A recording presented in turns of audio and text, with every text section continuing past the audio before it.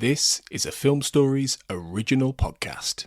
Mother's Day is almost here, and you can get her the most beautiful time-tested gift around. A watch she can wear every day from Movement. Whether mom's into classic dress watches, rare and refined ceramics, or tried and true bestsellers, Movement has something she'll love. And right now you can save big on the best Mother's Day gift ever with up to 50% off site-wide during Movement's Mother's Day sale at mvmt.com. Again, that's up to 50% off at mvmt.com.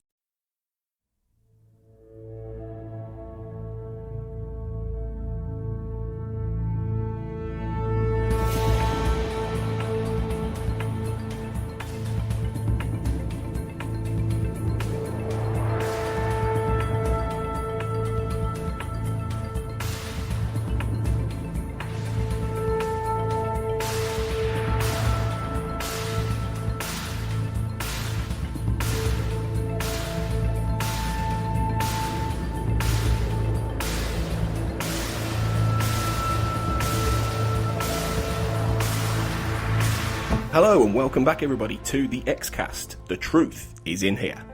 I'm your host Tony Black, and for this latest episode of Season 1, I am joined by an all-new guest, and I'm very excited to have with me today the one of the co-hosts of the Irish podcast and occasional guest on the Storybreakers podcast, Mr. Wayne Talbot. How's it going? Really well, thanks. Yeah, thanks. Thanks for having me. This is I'm looking forward to this. Oh, no, cheers. Thanks for coming on. Yeah, thank you.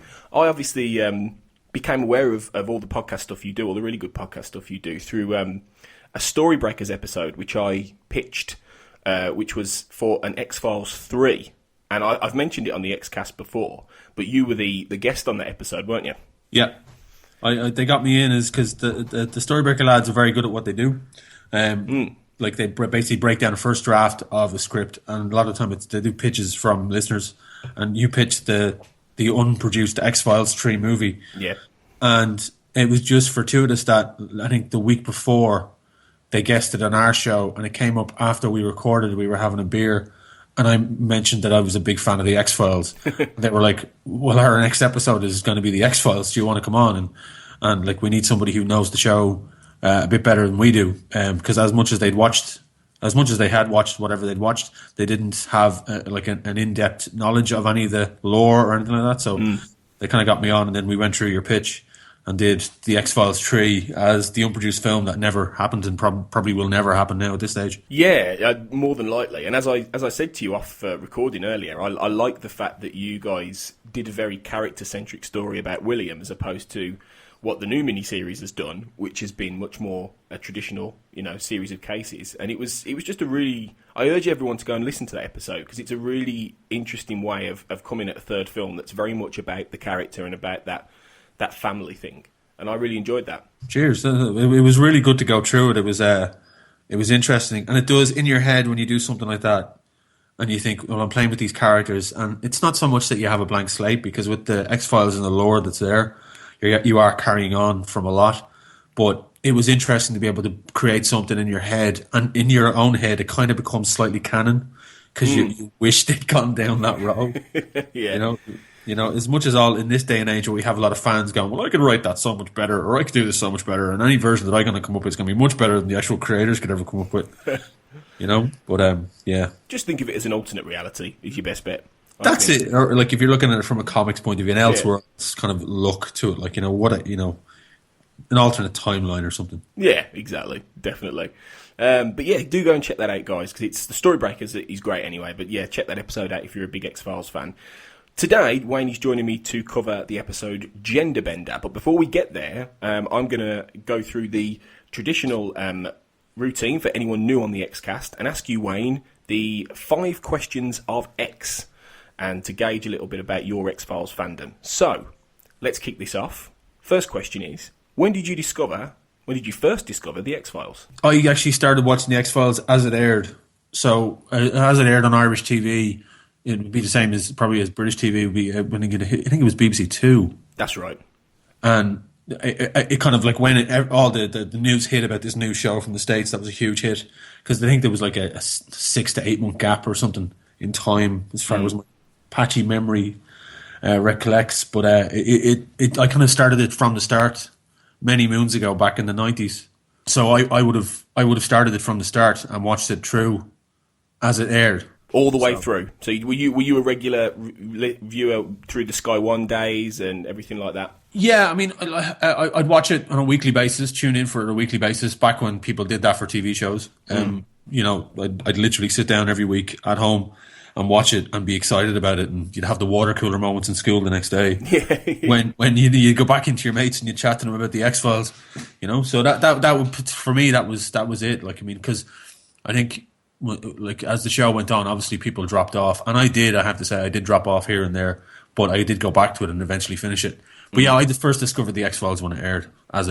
That's cool. And I imagine we're roughly around the same age, so because it was the same for me with school and you know, talking with mates and buying the VHS tapes of the double mythology episodes, and everything like that. So yeah, good days before the age of the internet. And in a way, even though it's a shame the X-Files wasn't around when you could have had all the speculation and things, in a way it's great because it was a genuine surprise every week. You really didn't know what was coming on the next episode. Okay, next question is, what is your favourite episode of the X-Files? This is probably a common one. I don't know, like, I know you asked a lot of people this one, but Clyde Bruckman's Final Repose is my favourite X-Files episode. Oh, that's a terrific choice. It actually hasn't been said as much as it hasn't been said as much as Jose Chung's From Outer Space. Oh yeah. But a lot of Darren Morgan. Darren Morgan tends to be the one people mention, or one of his episodes. Yeah, very much so. No, it's such a good episode. Some great moments in it, like all the way through.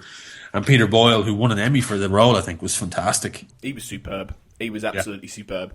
I imagine there's going to be a bit of a brawl between podcasters to come on and guest on that episode, but I'm going to put you on the list. Oh, thanks. When we get there. But no, that's terrific, and I think it's one of the most celebrated. There was a question recently, I think it might have been on the Xcast, but it was about the comedy episodes. And I think it was somebody who had watched the new miniseries, and was completely baffled at the idea of the Darren Morgan episode, and said, "What is this? What's going on?" And they didn't have any idea that in the past, some of the greatest X-Files had been the comedy episodes, or the ones that took a really black comic look. Yeah. And I've always thought that Clyde Bruckman is probably the best written of Darren Morgan's comedies. Oh, very much so. As much as some of them they're all great. Yeah, that's the one that stands out. Yeah, no, it's a fantastic episode. I mean, it's not so much like one of the weirder episodes as well. Like, there's moments in it, yeah, but I think it wears its heart clearly on its sleeve, and it celebrates what the show is about as well, and makes it a one of the Monster of the Week episodes, but also makes it a part of the bigger lore. I think when you think about it, like, people reference it more than any of the lore episodes as being a big, massive episode for the X-Files. And it's just that everyone in it is so good. Like, everyone, like, I mean, Duchovny and Gillian Anderson are fantastic in it as well, and like, they get to shine as the characters. So yeah, I think again, Peter Boyle adding as the kind of the foil between the two of them, and the way they go on. I think it's a great episode. Really well done. It's tremendous, absolutely. Okay, so what is your favourite, question 3, what is your favourite season overall of the X-Files? This is a tough one for me, because I think the show really comes into its own between season 3 and 4. And I know season 4 was the biggest one for accolades and viewership. I know a lot of people, when they jumped on, season 4 felt to them to be perfect, because season 4 is kind of, and for me, season 4 probably would be my favourite episode if I was to pick one, because it does really get the lore out there, and the story, really, like the conspiracy idea, really takes root, and it kind of moves throughout that season. That is probably the big season for all of the conspiracy stuff coming together. And as much as people loved the X-Files, the one thing that always bugged me about it, and probably kept me coming back for more, actually, was the fact that even though there was payoff, there wasn't always ultimate payoff. Yeah. But I think season 4, it's probably the season that there's the biggest amount of payoff for characters and story. So I think that's why I think out of all of them, I take season 4. Season 3 being a close second, because season 3 is fantastic. Season 3 is when it really comes into its own, where you're kind of going, like, season 1 and 2 are good, and they have the Monster of the Week thing, but the rewatchability of them is minimal. But season 3 and 4 are really, really good. I think, that tends to be the consensus, and I think it's probably because they've got the balance right, really. It's before the mythology gets a bit tangled in itself and becomes a little bit, turns a lot of people off, and it was at the point when the standalone episodes were really firing on all cylinders, and you had some tremendous singular episodes that were really pushing the envelope of what the show could do, switching it up, and I think it's. I understand why people say that, and I think it was the show at its strongest when it was firing on all cylinders. Yeah. So I think that's a great choice, really. So, question 4 then: who is your favourite character on the X-Files? Now, obviously, this doesn't just have to be Mulder and Scully. It could be anybody. It could be a guest character. It could be Clyde Bruckman. It could be anyone. My favourite character is Skinner. Oh, good. No, he doesn't get enough. He doesn't get enough love. And he doesn't get enough anything because I think he's criminally underused in everything. Skinner should have been in that show more. As much as Mitch Pileggi gets credits in, he's in the films, he gets credited as like one of basically the third character. So you'd have Duchovny, Anderson, and then you'd have Pileggi as the show went on. He would be credited as the third person. I think he's criminally underused, and I think it's beautiful. His arc, as small as it is fantastic because he starts off and you're kind of going, I don't trust this guy. Who is he? But then you realise he really wants to be Mulder's ally. He really wants to help. He wants Mulder to do well. He wants Scully to be, do well overall the X-Files to be a thing. But it's just he's so underused, and criminally, especially if you look at the second film, he's credited third in the credits and shows up in the last 10 minutes. And it's just a waste of a character. Well, you can say the same about the miniseries, the new series, because he's barely in that as well. Yeah, and I think it's is it the last episode of the miniseries? He gets a main credit in the start of the credits. Yeah, and he gets one scene, I think. Yeah, so it's like why? Like I don't understand it. He's such a great actor, a great character, and I think overall he has a beautiful place in the lore and in the fandom. I think as most people that I talk to about the show, they say Skinner is a great character, but again, criminally underused. He is my favourite character, though. I think Mitch Pileggi is a great actor, and he should have been in the show more. Well, I think it's a testament to Mitch Pileggi in that all through season 1, the show had and we're discovering this as we go through it in the X-Cast. The show had been experimenting with different kinds of bosses or different kind of authority figures. You had Blevins at the start, who was much more like a cuddly old grandfather. You had McGrath, who's in Fallen Angel, who we talked about a few weeks ago, who was very bullish and angry, like a little bulldog. And then you had Skinner, and he was the one that stuck around. He was the one they brought back at the start of season 2, and then they couldn't get enough of because Mitch Pileggi immediately made an impact as this very, cool, stern, taciturn boss, but somebody who's got some layers to him and some depth, and he's mysterious and interesting. And then, in Little Green Men at the start of season 2, when he steps up and tells the Smoking Man to get out, you realise, oh great, this guy's got legs, and I totally agree. And it's a real shame when he only pops up once or twice, in episodes, and you think, I would have happily had. And it was always great when Skinner got his own episodes because he did a couple of times. He did. He got a few, and I know in the later seasons, in season 4 and 5, he goes off. He actually does one or two things with Scully and Mulder separately himself. I know there's one episode where Mulder and Krycek are stuck in a Russian gulag, and he's off with Scully doing stuff. So I mean, it's great to see him out in the field doing things and being part of it. But I just every time I see him, it's like yes, we're going to get more Skinner, and then it's just there's your 10 minutes. Enjoy. It's like Pileggi always had something else to do, or he had to be somewhere else, so they only had him for a short period of time, so they only filmed like a short scene, But I think he was criminally underused. Yeah. I agree, and I'm glad you've said Skinner because he hadn't been said yet on favourite characters. So good thing. Really? Yeah, good. Let's hope more people say it. Okay, for our final question then. Do you have a particular favourite moment or scene or just anything from the X-Files that just makes you remember it and makes you love it? There's so many. It's so tough. But I mean, again, I'm going to go back to Clyde Bruckman's Final Repose. But this is just one of them. I've got about 3 or 4 I could rattle off the top of my head. But the one in Clyde Bruckman's Final Repose is when he's driving along with Mulder, and he gives away. He can predict the whole thing about Clyde Bruckman. He predicts how people are going to die. And he's looking at the back of Mulder's head as they're driving in the car. And he just says, autoerotic asphyxiation is a terrible way to go.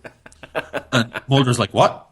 And then he's like, nothing. And that's it. It's just a small little scene and it just happened. And I remember seeing that for the first time going, one, being very confused and going, huh, what? And then realizing just as I got older, watching it again, it's just so funny. It's just a really funny scene. But I tend to remember a lot of the comedic moments from the show. Like some of the serious moments are fantastic as well, and some of the episodes are brilliant. And I think, but the comedic moments, like that one in particular, or the bit from Home when Mulder and Scully are in the pig pen. Yeah. Or the scene in Bad Blood, the one with in season 5, when it's the town that they go to and it's supposed to be a vampire is supposed to be involved, but the runaway RV. Oh God! And it's Luke Wilson and David Duchovny trying to figure out how to stop a runaway RV, and it cuts from a very serious, because that episode's actually a really funny episode. It's another comedy episode. It's a brilliant one. It is brilliant, Bad Blood, yeah.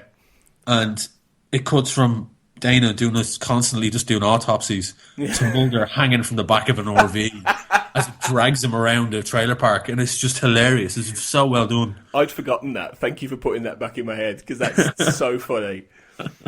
And it's interesting how you've gone immediately to a lot of the dark comic or the farcical or the very silly moments, because much as obviously, you know, X-Files is first and foremost a dark, creepy mystery show, it does manage to send itself up so beautifully throughout without ever losing the ability to unsettle you or scare you and make you think.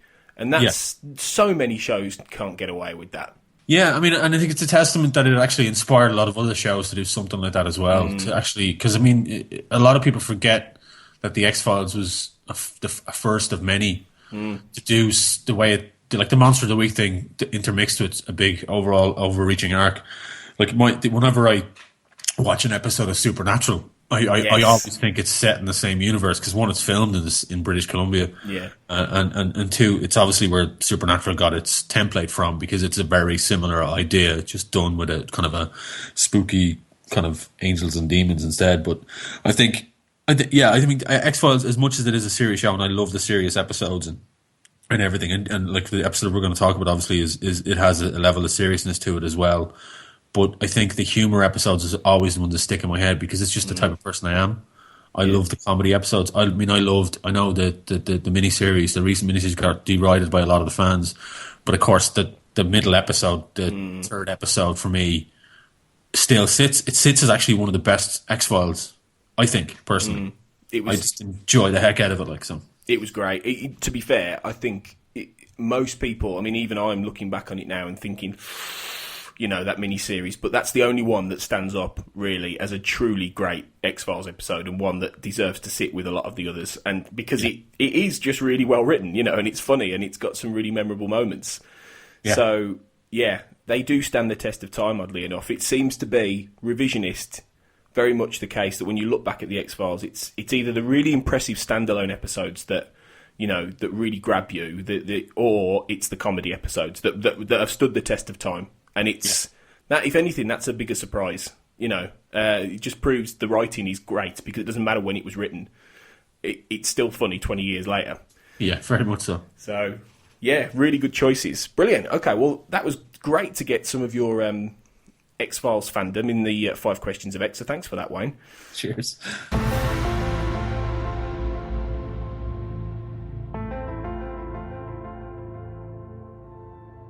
It's time for us to move on into our main course, and we're going to look at episode 14 of Season 1, Genderbender.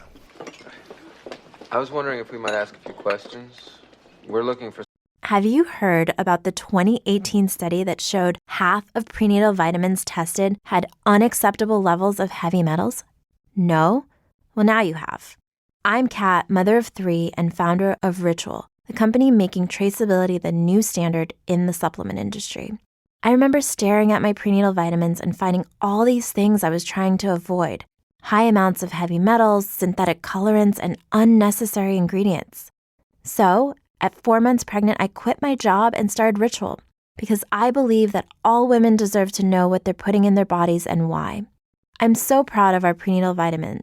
The ingredients are 100% traceable, it's third-party tested for microbes and heavy metals, and recently received the Purity Award from the Clean Label Project.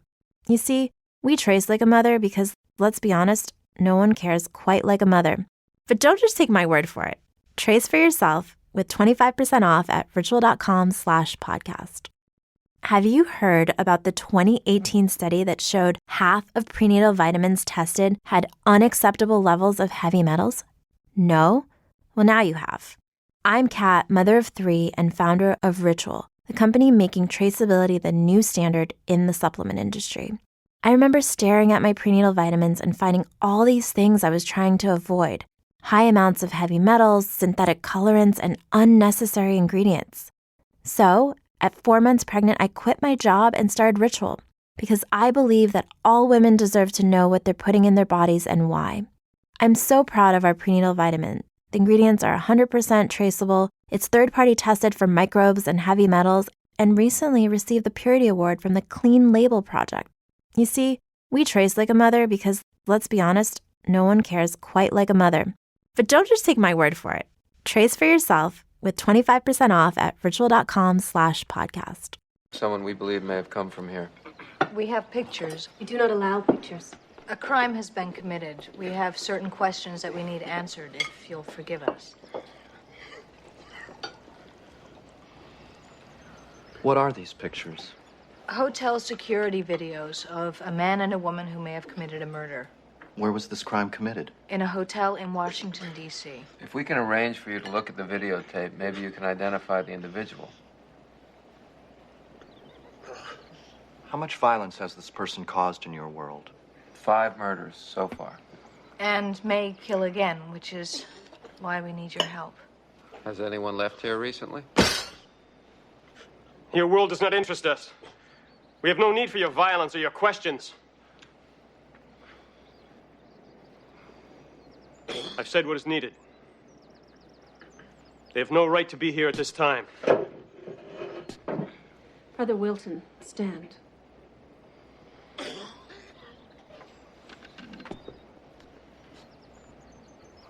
Before we can accept any man's person, we must accept our own. And I ask, who can stand in your sight when once you are angry? I am ashamed to lift up my face, and I shall not be ashamed in this evil time. Make atonements for this wrath, Brother Wilton. Genderbender is the 14th episode of the first season of The X-Files. It first aired on January 21st, 1994, was written by Larry Barber and Paul Barber in the only X-File they ever wrote, and directed by, for the first time, Rob Bowman. It sees Mulder and Scully investigate a closed community called the Kindred, who appear to have the ability to switch gender. Wayne, Genderbender, what would you give it out of 10? I'd probably give it around the 6, 7, maybe 6.5, roughly. It's exactly the same as me. Yeah. Why would you give it that? It's one of the typical Monsters of the Week episode, and it actually, I think it's actually cursed by what it's coming after. But because Beyond the Sea was the episode before, and it's one of my all-time favorite episodes of X-Files. So to follow such a dramatic episode into something like this, which was, to me, going back on it now, it's one of the episodes that doesn't hold up. I think it doesn't stand the test of time. I think it's a bit schlocky, and the idea is interesting, and the overall feel of it just felt like it was a very filler. Neither of the two leads seemed very invested in the idea of the episode. It doesn't feel like a solid standalone Monster of the Week episode at all from the get-go. It felt like a really dodgy episode of The Outer Limits to me. Yeah, it does feel a bit like The Outer Limits. It's interesting because I'd always written Genderbender off, actually. And I was fully prepared to, when I rewatched it, I was fully prepared to think this was like a 4, 5 out of 10. But I'm giving it a 6.5 as well. And I think the reason is because I think it's quite well shot. And it's quite telling that it's the first episode by Rob Bowman, who obviously went on to direct a hell of a lot of X-Files. He directed the first movie. And he's a very good TV director, worked on Star Trek, Next Generation a lot, and other shows. Never quite took off after that. He tried a movie career with things like Reign of Fire with Christian Bale, but it didn't really happen for him. But he's a good director, and a very good director for the X-Files. And you just, for me, when I was watching it back, I was thinking, especially in HD, I was thinking, this actually looks a lot better than a lot of the other episodes we've had so far. It's not at all as good, as well written. The story isn't as good. you know, it's got a lot of problems there. But, and you're right, it comes off the back of Beyond the Sea, which was a pretty much a masterpiece. Yeah. But when you look at it, I thought to myself, this actually looks very good. And it's interesting how Rob Bowman's talked about how he said at the very beginning, when he got the episode, Chris Carter had said, I just want it to be dark and creepy, basically. And Rob Bowman, he's quoted as saying, there were sequences that he wrote that seemed to me at the time like they were done stream of consciousness. And I'd say, because this is so complicated, I have to break this down into a series of shots that can only be cut together the way I shoot it. You can't change it. I'm going to storyboard this the way I interpret it, and I hope you like it. And Chris Carter apparently said, go for it. Yeah. So you do get the feeling that Bowman took this on and thought, right, I'm just going to do what I think I should. And, you know, it's still in the phase of the X-Files, very much experimenting with a lot of styles and approaches.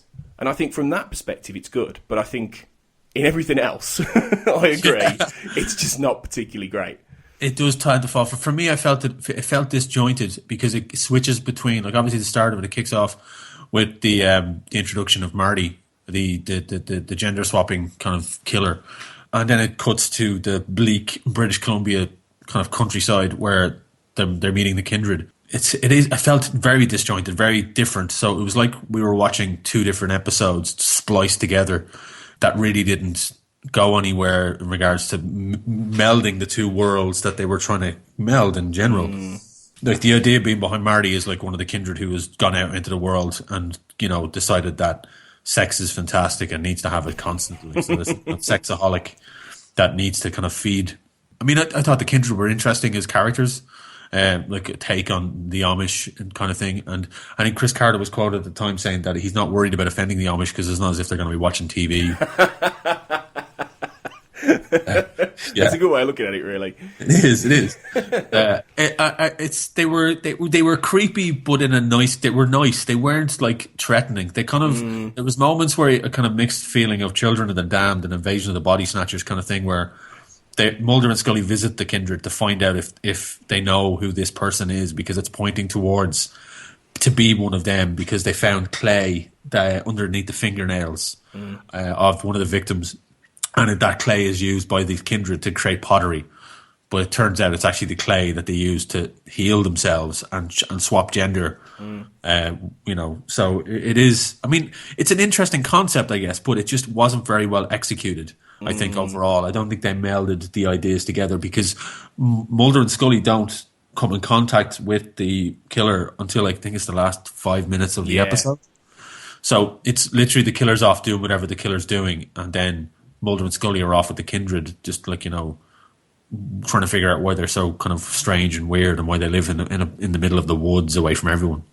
So yeah, I felt the episode itself it tried too hard and then failed completely. Yeah, I agree with that, and it comes down to the fact that there was a little bit of confusion as to where it was going in the planning, because they originally wanted to do a story that would have an episode with more of a sexy edge, which is how Glenn Morgan described it.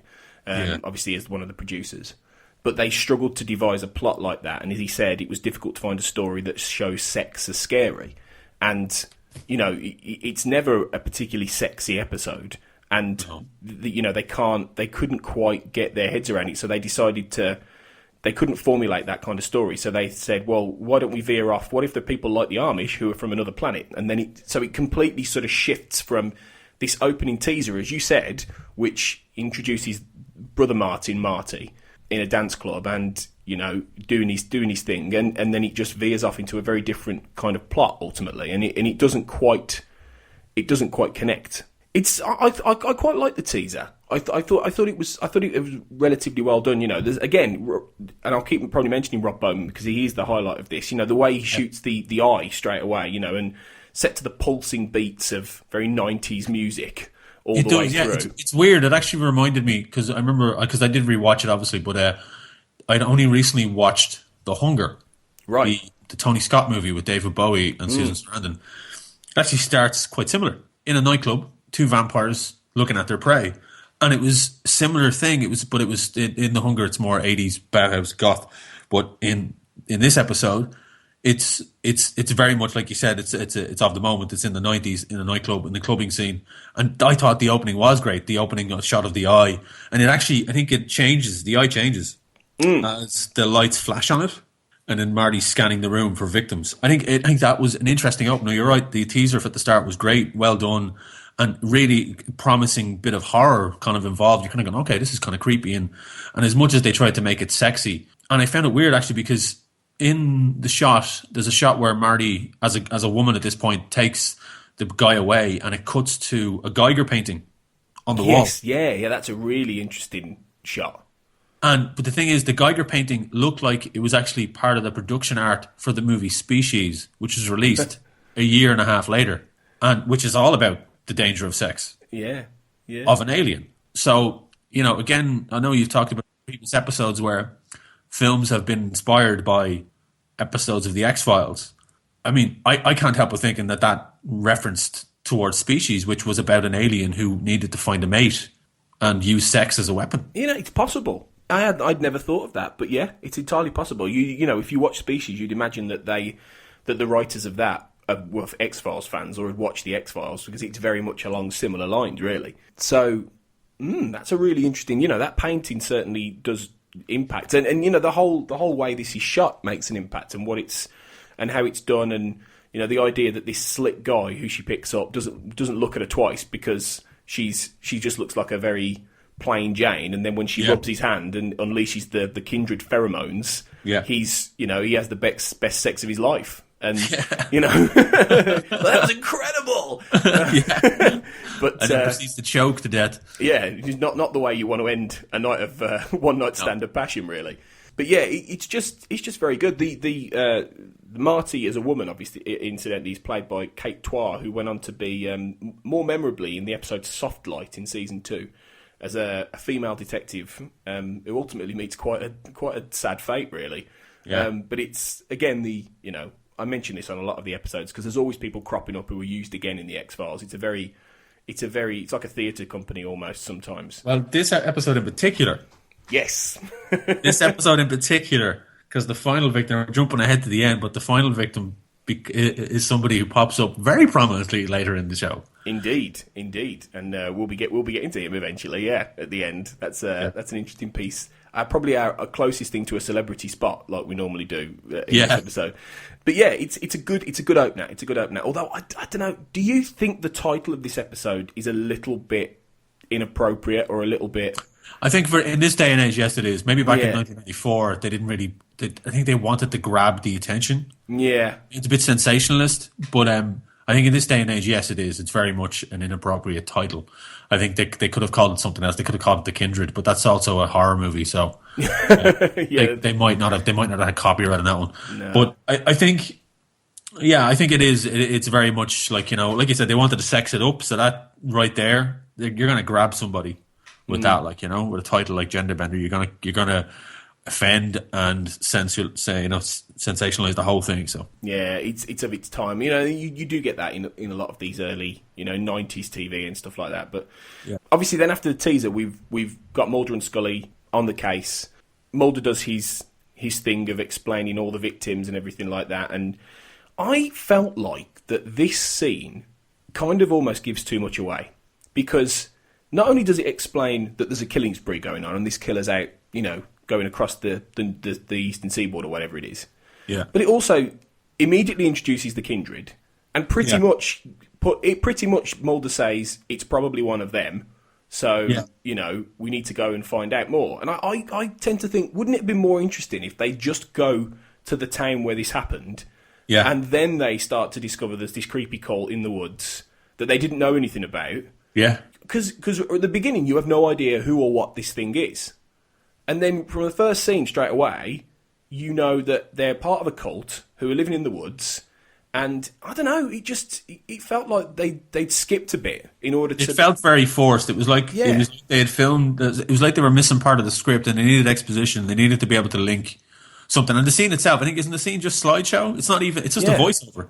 So it's just these slideshows of all these dead bodies. And then it's a voiceover of Duchovny going, these guys all died here, or people all died here. So... And also, by the way, the clay is from this part of the world. They could easily just said, this clay is only found in one part of the eastern seaboard. We have to go to this town. Right. Let's go. Rather than say, this clay is found in the one part of the eastern seaboard. And by the way, there's these creepy religious people that make pottery out of it. It must be one of them because, pottery is evil. Yeah. They just for me, it just puts too much on the board straight away. Very much so. But I did laugh as well, just before that scene where they're at the crime scene, where they're talking about like the death of the guy, and Scully says, "It's hard to imagine in this day and age someone having sex with a perfect stranger." I'm like, what year are you in, Scully? Yeah. But see, the thing about it is, though, it's as well. There's also the whole AIDS thing as well. That part of that time. Yeah. You had like from the 80s going into the 90s, it was all very much a case of awareness. So yeah, I mean the clubbing scene in the 90s they probably tried to have some weird ass commentary, social commentary on the clubbing scene. Yeah. The way, sex can kill type thing, literally. So maybe that was a kind of a really forced crowbar link in there, but it never really went anywhere. They never followed that up. Like, Scully being, worried about the fact, like, who would just hook up with a stranger in a nightclub in this day and age. Surely it's not worth your time doing shit like that. But if anything, she just seems naive when she says that. It's like, oh, come on, Scully, that happens all the time. Yeah, I mean, I think that's one of the horrible detriments of Scully in the early seasons, that they do use her as the unknowing sidekick. Yeah, and I think this is one of those episodes because again she falls victim. Yes, definitely. Which I always hated when they did that to her character, because she's a smart person and would know better. And I think it's always just to make Mulder look better. So I put that squarely on the shoulders of the writers. When they need a foil, when they need something to go wrong, they always tend to throw it on Scully and never on Mulder. Yeah. It was only in later seasons and in the films when they decided to reverse that role. That's true. When that's absolutely right. And it does happen here. And in my notes, in fact, it's there, later on. I do quite like how she pulls Mulder up, though, on, he assumes the killer's a man who is sexually attracting, people. And she says, well, it's not necessarily a bloke, Yeah. And she does pull him up on that, which I think is good. Yeah. And that's the kind of Scully thing that she would say. But, yeah, it does... like I say, that scene just gives too much away. It does, of course, then lead to them going to the town in Middle America, which I think was called Steveston, which is the shittest name for a town. I mean, Steveston. It's like Bobford or, Johnsville. It's just really shit. I would have loved it if they had the comedy angle, or even the comedy would have said, this is Steveston, where everyone's called Steve. Oh, if that had been Darren Morgan, you would have had everyone called Steve. But they get there, and one thing I think, even though it's not a particularly great episode in terms of the writing, I do think that the Barbers, and presumably Chris Carter, who probably gave this a bit of a lick in script-wise, I do think they got some of Mulder's wit in here. Oh, very much so, yeah. Because there are quite a few throwaway lines that he says at certain points, like, radar love and things like that. And it just... there's a lot of that, and you don't always get that in all of the early episodes of the show. It comes in later, but I do think that was good in this episode. Yeah, very much so. I mean, that's what I love to see as well. When you see Duchovny getting to do his comedic, his comedic chops come out, that's always good. And like they do obviously let him off the reins in the later seasons, but in earlier on, there's slight glimpses of it, and there's one or two in this one, yeah, for sure. Definitely, yeah.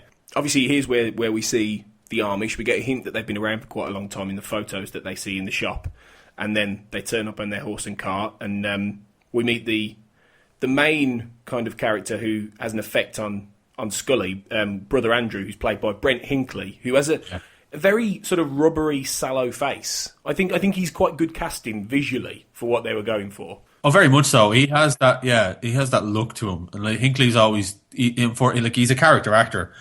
He's typecast as much as a character actor could be, but that is the type of character he generally plays. Yeah, and it's effective. It works. We get the whole shaking hand of Scully and the awkward conversation, and then he strokes the hand slightly. And this is the first instance of what I think is just the really missed beat of the episode, the whole supposed sexual tension. Because the thing is, if they would obviously go, the whole idea is that these aliens have got this pheromone, in them that can attract people, and that's a perfectly okay idea. But it would work better if the actors involved had chemistry. Yeah.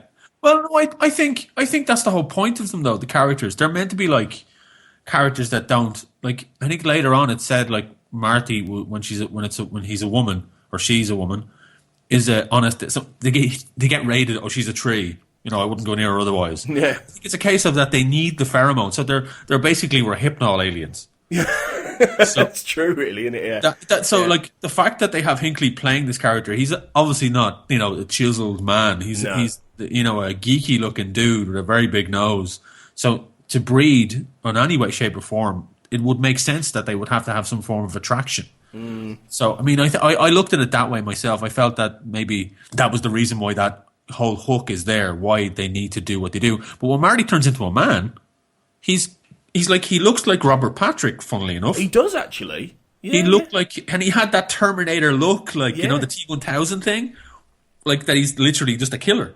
Yeah. So, you know, I think that was the strange thing about it. If Marty had spent most of his time as a dude, he probably wouldn't have had any problems. Yeah, it's weird, actually, why when he transforms into a woman, he doesn't transform into, like, you know, a stunner. It's strange. I mean, the whole point, obviously, is that he's trying to, you know, that's who he visually is in terms of how the kindred look, you know, and that's how she would look with the kindred. She wouldn't go up there and be like, you know, Angelina Jolie walking around all these very plain looking. But it's weird why she doesn't transform into a more beautiful woman to attract. But the whole point is, obviously, she doesn't need to. It's just, you know. So yeah, I get that. I think that's a good point, really. I think it's weird though as well. Though the only time we see the character of Marty being a sexual predator is when Marty is female. Yeah, which I think it's I don't know. I mean, it would have come across too creepy if it was a man. Would it come in too Dahmer, too like weird that it would have been a case of it was a serial killer who's a man who's a sexual predator rather than saying it's a female who's a sexual predator. And like you said before, Scully said, well, maybe it's not a man, maybe it's a woman. So, you know, give the female of the species, you know, they tend to be more deadlier as the song goes. But I don't know. I think there are parts of it. It's like some of this episode wanted to be more, but it was kind of constrained by the fact that it was a TV show and it was borderline watershed. So yeah, and I think, you know, that runs through the entire thing. There was apparently originally as part of the presumably later on when the kindred are doing all their embalming thing, there was a moment that they wanted to have a character's crotch start rotting away, but they toned the sequence down due to concerns regarding the content. And R.W. Goodwin, who's one of the producers, said, if I was watching that episode with my kid, I'd turn it off, you know, if you had that in. And that's the whole thing. This episode, I think, had it been, you know, if it had been on cable in this day and age, it probably would have got away with being a lot more, you know, dirty and filthy and edgy and dark and twisted in what it could do with the sexuality. But it's still trying to be a network show. Yeah. And, you know, even though the X-Files does push it in terms of being weird and creepy and scary, with sex, you've got to be very careful even now on television. With what that's the biggest, but people were happy to see someone get completely eviscerated by a chainsaw. But you show a nipple, they'll go insane. That's it. That's exactly it. Do you know what I mean? So yeah, I mean, like having that idea of the crotch rotting, that's good body horror. Like, so, I mean, that type of stuff would be great and would really push the idea of what the kindred are. So you know, it's a shame, but. Yeah, maybe that is the overall failing of this episode, is that it was constrained. It didn't go far enough. Obviously, they get up to the kindred, and when Scully says there's something up there, Mulder, and he says, "I've been saying that for years." I did laugh because it's a double meaning joke, obviously, especially given how this episode ends. So that was a good line. There's some good little one-liners in here. So they get up there, and they're in the forest, and then the kindred appear, and they're brought into the kindred farm, and there's the first real clue that they're not from here. When Sister Abby says, she keeps saying your world, and they use that terminology a lot. They keep saying our world, your world, and you could read it two ways. You know, you could read it that because they're Amish or Amish-like, they do have a very separate world. You know, they are in a way to an extent aliens living among us. You know, in the way they approach the life in this day and age. You know, it's obviously a literal thing as well. So. That's fairly decent foreshadowing. Although, you know, is it difficult? Because when I was a kid, I remember being surprised by the end of this. But growing up, is it difficult to really guess? Given the context of the show itself, Like whenever I watched the X-Files younger as well, I was like, everyone's an alien. You know, you kind of like, and they're an alien, that's an alien. But I mean, I think given that we already knew that if Marty was, like you said earlier on, it had already been revealed that Mulder thought that the killer was one of these people. So therefore, we assume, well, if that guy can, you know, change sex, if he's one of these people, they can change sex as well. And we'd already seen Brother Andrew, I think his name is, feel up Scully and give him the thumb, give her the thumb workings. Yeah. So we knew that was a case of, right, well, he's got the same abilities as the killer, so therefore they're obviously not human. Yeah. So, yeah, I mean, I think straight off the bat, especially that they walked out of the woods, when they arrive in, when Mulder and Scully arrive in and into the woods, they're kind of going, we're meant to be right here. The map says this is where it is. And they just walk out from behind a tree. So it's even the way they appear, they just appear out of nothing. So I think it does give them, already give them an extraterrestrial feel. Yeah. I think they definitely didn't bury the lead on this one. No, I know. At all. The more you watch it, when you watch it again, you see a lot more of that visual, the visual foreshadowing as well as the, you know, what's in the script. But then, obviously, they get up to the Kindred and they're having dinner with them, and on the very, you know, they make use of the Vancouver setting here more than they often can, because it's a very cold, rainy, wet farmland, and you think, well, this is British Columbia, you know.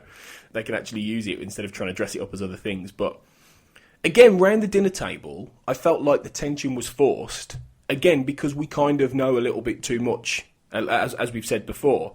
So when the main brother is there, you know, slamming his fist on the table and going, "You're not wanted," and all this. It's like, well, we know that. It's what's the point of the scene, really? You know, it just felt a little bit all forced to try and get us to a point where we know the Kindred are dodgy, but we know that anyway. Yeah. Well, I did like the fact they spoke in like an oldie, worldy kind of language. You know, that very sort of 1700s kind of ye old New English. In many respects, without pushing it too far. But the way, when Abby's telling off that other guy, it's a very different style of language, very much old-fashioned. I thought that was good. Yeah, I mean, it definitely drove home the difference between this Kindred and Marty, who was out in the world, you know, living the life. Yeah. I think from that particular scene, obviously, we get the look between Sister Abby and Brother Andrew, where they're giving each other this look where Andrew's like saying, we need to tell them, they need to know what Marty did or whatever. And then we have the sick guy at any end of the table who really at that point is going, somebody give him a strepsil, please. But it's like, obviously this is the point to drive home that, like, you know, this guy there's something wrong with him. And I think that was a good thing to do, because they were showing that this group of people deal with things differently to the way Marty's doing it. So obviously these guys aren't evil to a degree. There's no, you know, malice or, you know, kind of second agenda with them. They just want to live a life, and they're talking about like the eventual. They talk about when eventually the day is going to arrive where they get to go, they get to leave. You know, the second coming or whatever. And I think that obviously hinting at we look after our own up here, that they're very well removed from everything. So yeah, I mean, I think it was just they were pushing the narrative too forcefully, but also putting in the bit where you had the sick guy that would then lead on to what was happening after that. Yeah, I think that's a good way of looking at it, definitely. And, you know, it gets that point across for sure.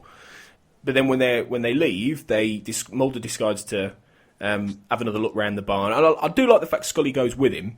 You know, in this case, in that normally he'd go off and she'd go off and do an autopsy or look at something else or investigate something else and something boring, and he'd go to do all the fun stuff. But I like the fact that she manages to. She's the one who gets to go with him for a bit, and they do a little bit of hunting around the farm. And again, my Bowman love coming out, but it just looks really good. You know, when the way it's shot, the way that you see the farmhouse, especially the sequence where the Kindred walk into the barn that's lit by all these orange lanterns, and then the barn doors close. That's a great shot, and you've got this creepy chanting going on in the background. It's great. That's pure X-Files. It's pure like these guys in the middle of an unknown place almost with all these weirdos, and you know, it's great. That's the essence of the show for me. Very much so. I think that is the X-Files moment of the episode for sure, where the unassuming weird kind of out of the way people turn out to be obviously more than they are, and it's done in a creepy way. You're kind of going, well, are they evil? Or is it a cult? You know, what's going on here? Like, you know, or is it just a really nice beauty regime where they cover a guy in clay and to open his pores or something. But I think, yeah, I mean, I definitely think that's where it starts the kind of the idea of like, right, there's a link between these people and the killer. Yeah. But the whole time I was going, how are they going to bring this back to Mulder and Scully eventually tracking down Mark? Because he's off wherever he is. Because as I said, he's on the East Coast and they're off somewhere in Hicksville. So it's like, where's the link? And then eventually, obviously, it does come about. But it's just, I felt like, okay, these are two different stories we're seeing. This is a group of aliens, and this guy is off just a rogue alien. So yeah, I mean, I think it looks great. It's very well put together. It looks, like you said, Bowman, the way it's shot is fantastic. But again, I was expecting it to kind of move quicker and get to where it needed to get to faster. Yeah, I think you're so right about it being two different stories. You know, it's one story, a really weird, creepy cult doing things to people involving lots of icky goo. And I did think that actor who plays the coffin guy who's you know, being embalmed and whatever it is, you know, I thought, imagine that. Imagine going to work and doing that for a day, getting lathered up by God knows what. It's like some kind of spa treatment. But yeah, you've got all that on the one side, and then you've got Marty and the killing and everything, which, you know, it's returned to. You see him killing as a man, you know, in the 90s techno club, which only ever seems to play one song, which is the kind of thing. It's just like, that's the only tune that they play. And then, you know, you've got, so in a way, the whole story that they start investigating kind of feels left to the side for a lot of this, with a big chunk in the middle when they're up with the Kindred. But at least, you know, you get the tether of Andrew when he grabs Scully and he pulls her into that room. You get the tether of him explaining Marty's rationale better than you get from the killer, really, you know, in the whole idea that he found these magazines on the side of the road, you know, some of them which were probably a bit of porno or whatever. I mean, it's quite funny, really, that the killer of an episode decides to become a killer because he's looked at a few porno mags. Yeah. That's quite... I was sitting when I was watching it, I was going, really? That's the hook? It's like it was definitely. I think they were borderline knitting magazines. It was like it was like, you know, Hello or something. You probably saw David Beckham's wedding or something like that, and he was like, right, I'm off to kill some people. But yeah, it could have been. I think that's the limitations of your. But then I suppose in a way, what else would they? They don't watch TV. They don't go to the movies. I mean, there's that funny line where Mulder says, maybe they're at the movies. That's quite made me laugh. They don't do any of that, so where do they get the stimulus from? Where would he get the stimulus from? And it's a very contrived that they find magazines on the side of the road. Because who leaves, like, Hello and Playboy on the side of a road in the middle of, like, the countryside? It's like some wayward trucker just threw it out his window or something. He's done with that. But, you know. But it at least gets the point across that, you know, there's this struggle between some of them with the human emotions or the desire and whatnot that they're feeling and wanting some of that, you know, human existence beyond. And Andrew's very torn. You know, he even though he hasn't gone as far as Marty and he stays with the group, there's a sense that he wants that as well, a little bit. Yeah, totally. You know, so that's why he's protected Marty to this point, but he can't. You know, ultimately, I think he wants his friend to be safe. Yeah. Really. So that was a decent scene, really, and it's good the way you managed to get the balance between Mulder off in the weird, creepy caves and looking at the Kindred, and Scully getting some of the actual context to it all. I thought that was decent, even though it's veering away from the actual story in a way that we came to. But yeah, it at least does that. I thought the parts in the caves actually looked really well. I think the Mulder milling about in these weird caves that were like they were putting the Kindred into walls and covered them in goo and stuff. I thought that was great, and like the scene where he sees your man's face and stuff. And I thought that was good, proper X-Files kind of weird horror, to a degree. And then Mulder having to climb down into the hole while the Kindred were saying, "Oh, we don't know where he is. He's gone." Andrew has your one. So yeah, I mean, and then it leads on to Andrew getting a bit too touchy-feely with Scully. And this is where, like, this comes into the whole thing of what you said earlier about Scully being the victim. Yeah. And it's just a bit of a shame, really, that she's the one who... it would have been much more interesting if Mulder had been the one being seduced by the woman, maybe. By Yeah, Ali. very much so. You know, and it was Scully who actually comes to save him because, you know, the whole thing of her, you go, oh, and she's on the bed and he's like mauling her, and then Mulder's like, get off her. It's very, you know, imagine if Considering coming off the episode we just came off, like when Beyond the Sea, that is Scully's episode, and she's so strong in it. And like, I mean, yeah, the whole thing about questioning her fate and stuff, but it was her, it was a character episode. And then we come back to this and she's literally just the victim that Mulder gets to save. Yeah. It's a shame. It wasn't the more interesting choice they could have done, really. Yeah. And yeah, that's disappointing. But then they get away, obviously, and then we get and Scully has a bit of a vomit, and then we get to the big guest star in inverted commas. It's Krycek. Or Nicholas Lee's first appearance. I think it's actually meant to be his first ever role as well as an actor. I think. Wow. I could be wrong with that one, but I know it's his first ever, obviously his first ever X-Files episode, but he plays a douchey 90s yuppie kind of guy. I like the idea that maybe Krycek has a twin, and like, and this is his Dave Krycek, his twin. So Dave Krycek's going to turn up in the next miniseries. He's like, we've met before. I got touched up by that guy who was the girl who was really a dude. Remember? Season 1, you know? That's a brilliant way to bring Nicholas Lee back. Just having that he was Krycek's twin all along, and then he found out about the conspiracy long after Krycek was dead, and then brilliant, genius. It would work so well. I spent the last 10 years, 14 years of my life traveling the world trying to find these double gender creatures, and now I'm back. Hey, it would be a more convincing twist than what they did with Monica Reyes. That's very true, actually. But that's for another day. But in fact, you could almost make it work, because when you get later on, when you see when you've got the big race to the climax with Mulder and Scully hunting Marty, and when Mulder sees him switch genders, and it's a very shapeshifter moment, and it looks great, actually. It does look really good, but it also you do wonder. I mean, I know it was before a lot of the mythology, but are these the same race as the alien bounty hunters? You know, because the way he shapeshifts, obviously, through the CGI is very similar to how they do it. So true, actually. It makes you wonder, in that, could they be? Yeah, that's actually not a bad idea. It's not so much of a reach, like where it's a case of they could be of the same strain of alien. Yeah. Yeah, that's perfectly acceptable. Maybe, you know. There's been bigger leaps in the world of X-Files. Yeah, exactly. You know, as far as the lore is concerned, I think like you can have different strains of race within the aliens. So yes, I think very much so. The problem is that linking an episode to like Genderbender to a much larger lore, people will be like, really?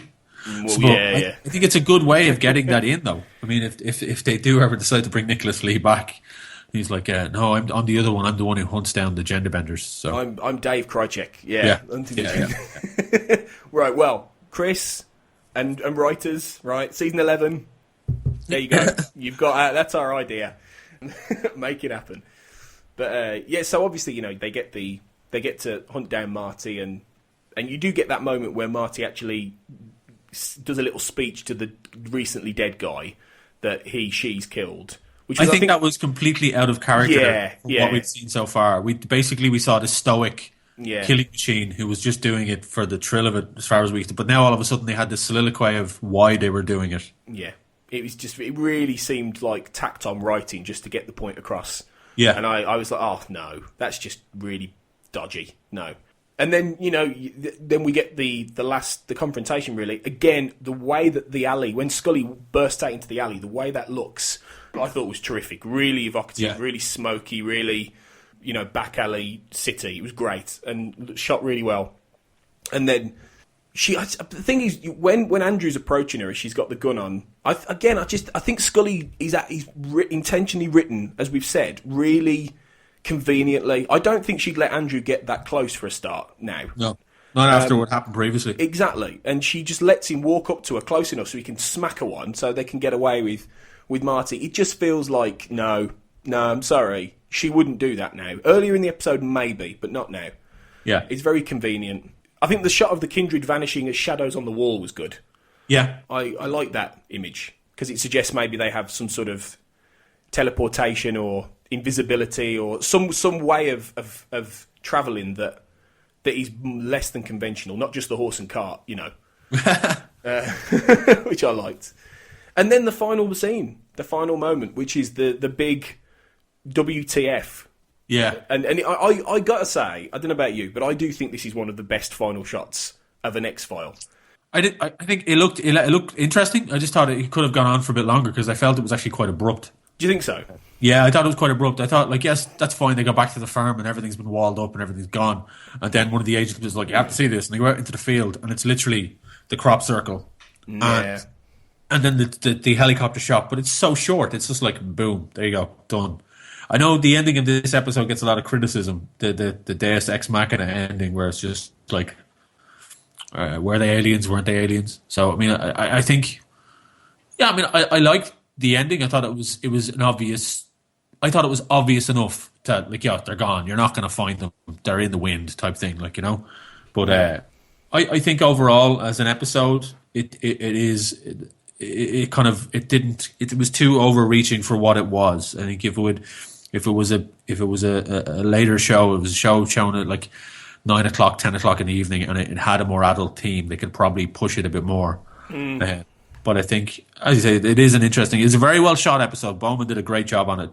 And as his first ever X-Files episode, clearly he went on to do more and more and more. But I don't know. I think it was let down by weak scripting. Yeah. I think that's true. A story that doesn't quite connect together, with some good ideas, with some good moments, with some decent concepts, very well shot in places, but just doesn't sandwich together completely well. But I would say I think it's better than I remember it, and I think it's slightly better than I give it credit for. And I wouldn't put it as low as I used to, actually. And right. I think it's very throwaway. It doesn't really get into the guts of much. It's very surface, but it does the job. It does the job well enough, which I think is the sign of an average 6.5er, really, like you said. Yeah. I think it suffers, though, because I think with a lot of the earlier seasons of definitely the first two seasons of X-Files, coming off a really, really solid episode, they generally had the weaker Monster of the Week episode, and this, unfortunately, is one of them. If this had followed a different episode, I think it might have been remembered a bit better. Yeah, quite possibly, yeah. I think it might have, and the overall controversy of the topic and the title and everything might have resonated more, and the controversy might be more lasting if it hadn't followed such a great episode as Beyond the Sea. I think sometimes that is the nature of the X-Files as well. Fantastic story, fantastic idea, followed by a weaker, less impressive one. The Monster of the Week episodes tend to be a victim of the characters having a great big leap in what they become. So Scully and Mulder would leap in their idea of the lore and how the characters would move. Their arc would be great. And then it would get to a Monster of the Week episode, and the arc that had just happened would be completely forgotten about for that 45 minutes. And then it would be picked up the next time over. So you wouldn't see the strength of the character in that particular episode. And I think that's the case of Scully in this one. Definitely. I think that sums it up well, really.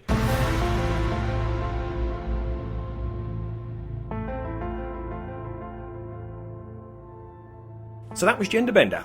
So let's move on to our next section. And this is a very brief one in which I ask, do you believe in? Which is a small section in which we just talk about the specific paranormality in the episode.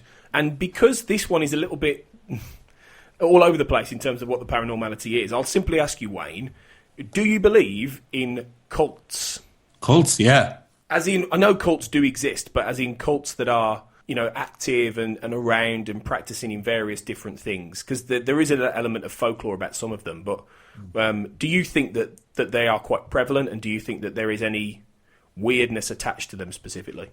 I don't think there's any weirdness. I just think it's. I think that cults do exist, but I think it's a case of the kind of the corrupt preying on the weak. Right. That's always the case for cults for me. I think cults in general are a kind of a small group of people who seek power. And seek the power and use the weak to gain that power. I think that's what cults generally summed up. That's the idea of a cult in my head. Whenever I think of cults, I always think of the Jonestown Massacre type thing, Yeah. So to me, that's what a cult, or Waco or anything like that. That's a cult. With the idea of the kindred in this episode, I don't think they were meant to be a cult of some sign, but I understand the idea of people would think them as a cult. But there's always the different types of cults. Well, religious cults, cults within society, people who band together to form a kind of a commune type thing. So there's different varying degrees. Whether they're all dangerous, I don't know. Whether they're all there for their own ends. I think cults always exist for the ends of the leaders of those cults. It's never about the community, really. It's an idea that is shrouded by the idea of community, but at the end, at its heart, there's always something else. It's actually about power and control. Yeah. Yeah, by a specific. But I think you're right in terms of the kindred. I think it is easy to sort of badge them as a cult, but yeah, I don't know if they are. I think they are much more like a community of people who seem to act in a cult-like way, in that they isolate themselves. They all dress very similarly. But they don't have a leader as such. The closest you would have is the Sister Abby character. Yeah, but you get the sense that she's just the speaker. That they are all very much together as a group, and they make unilateral decisions. Yeah. So, and a cult, like you say, a cult wouldn't really do that, would it?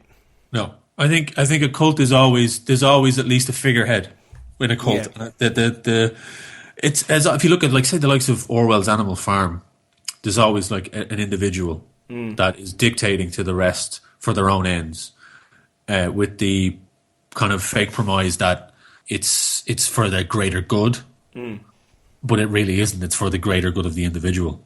So I think that's what cults, to me, in my head, that's what they seem like. Using, and it's particularly in cults that shy away from society, they use the downfall of society as a basis for creating something that they can control. And I think that can always be seen. I mean, that also as well, like you said, it's the general populace idea of what a cult is.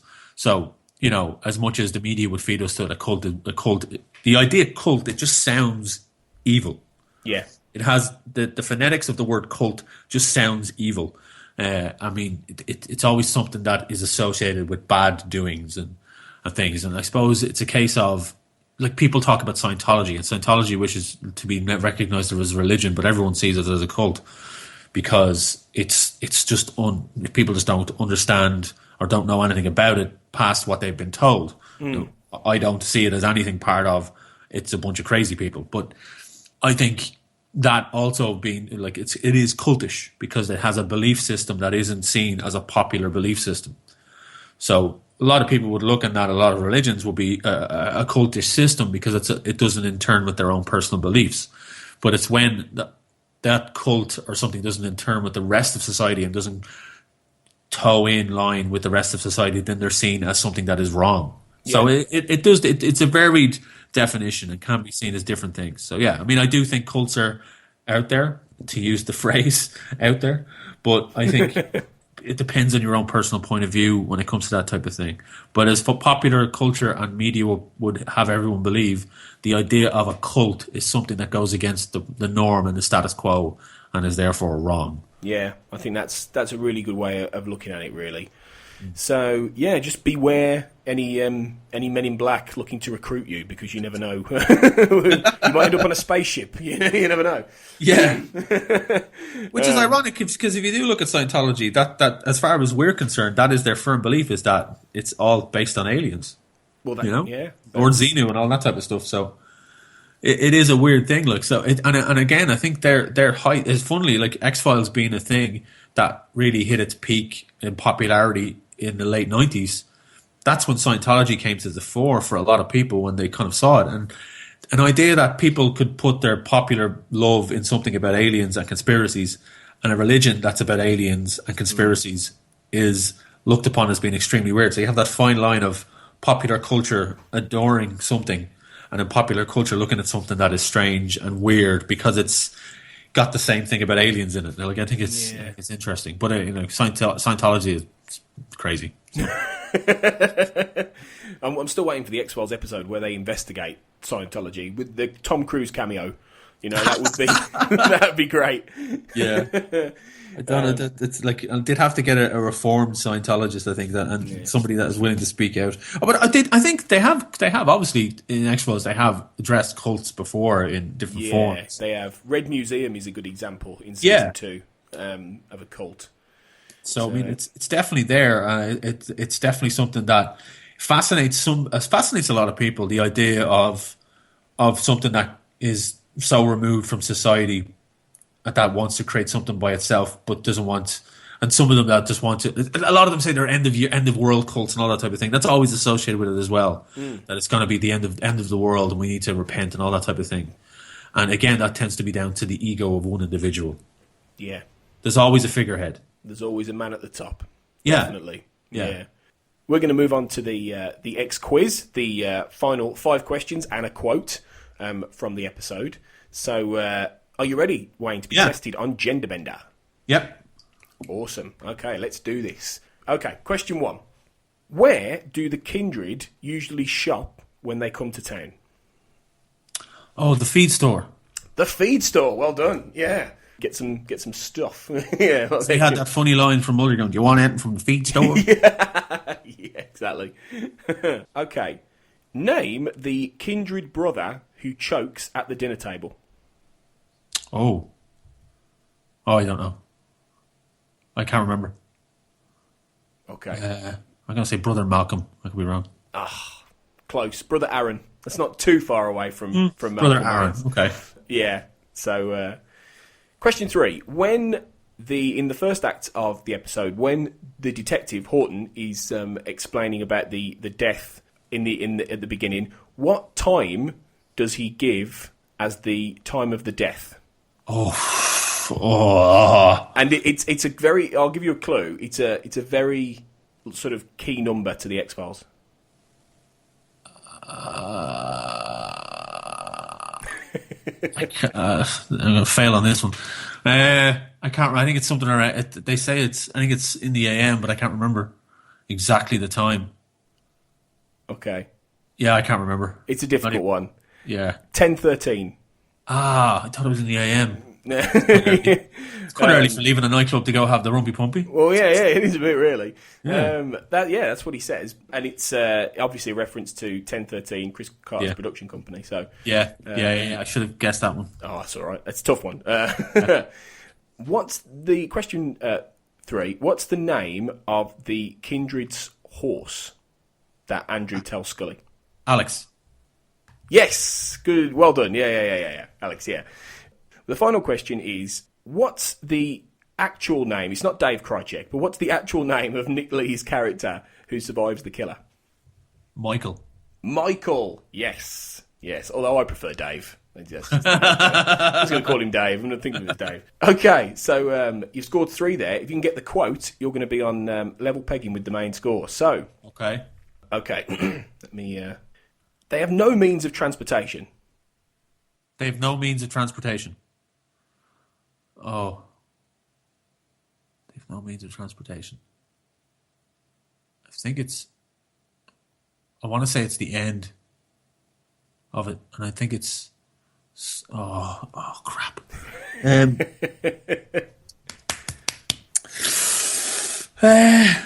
It's. I think Scully says it to Mulder at the end of it when he's talking about where they've gone. Yes. And he says, and then they said, "Don't they?" And then it's the thing. And he says, his response is, "They have no earthly means of transportation." That's it. And that's the last. We're walking through the field. Yeah. Well done. You got it. Okay. Yeah. So you've scored 4 out of 6. Nice. That's pretty good. That's pretty good. You're up there. Yeah. No one's quite got full marks yet, probably because my questions are fiendish quite often. They're good questions. No, it's solid. I like a good quizzing, so that's pretty good. There you go. Well done. That's a great score. Excellent.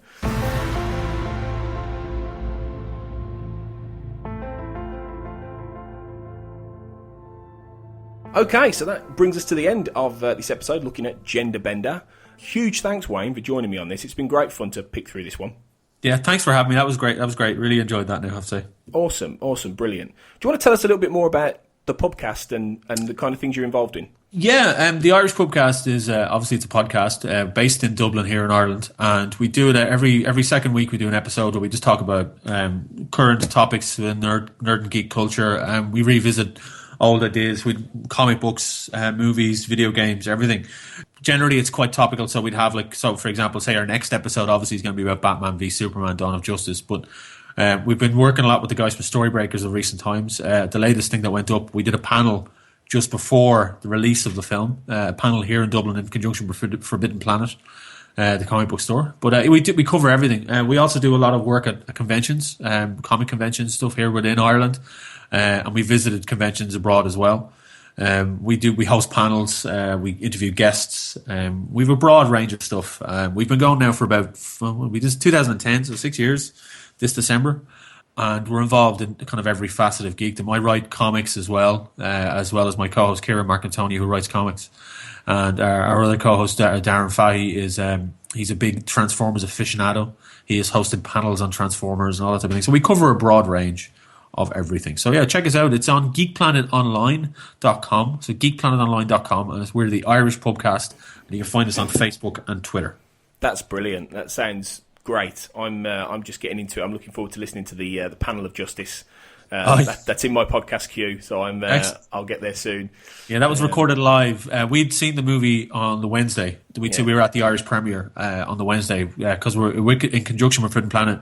Warner Brothers, they gave us tickets for the Irish premiere because we were doing the panel. Oh, cool. So we don't spoil it. No, we don't spoil the film in the panel. We make a point of saying we will not spoil it. We're basically talking about the history of the characters of Batman, Superman and Wonder Woman and the lead up to the movie. So we don't spoil the film in any way, shape or form. This will be going out a few months after the film comes out, so everyone should have seen it by then anyway. So that's grand. It'll be all right. It'll be old news all this to you now, but then you're listening to this, guys.